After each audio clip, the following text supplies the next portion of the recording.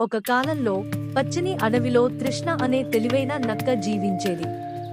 అదే అడవిలో సింహం రుద్ర ఉండేది. రుద్ర చాలా గర్వంతో ఉండేది.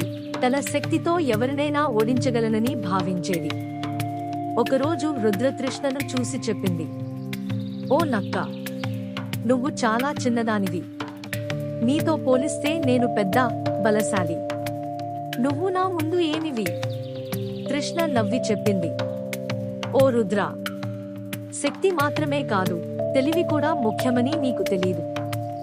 రుద్రకు కోపం వచ్చింది. అది గర్జించి అడిగింది, "నువ్వు తెలివైన దానివేనా?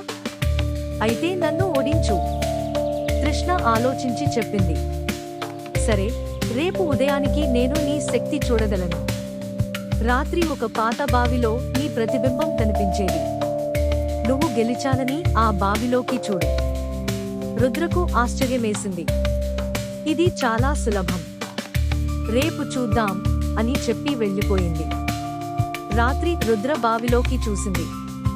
తన ప్రతిబింబాన్ని చూసి మరో సింహం ఉందని అనుకుంది. అది గర్జించింది. ప్రతిబింబం కూడా గర్జించింది. దాని కోపం వచ్చి బావిలోకి దూకింది. కాని బావి లోతుగా ఉండటంతో బయటకు రాలేకపోయింది. తృష్ణ తెలివిగా సమస్యను పరిష్కరించింది. అడవి జంతువులందరూ సంతోషంగా నక్క తెలివికి ప్రశంసలు చెప్పాయి.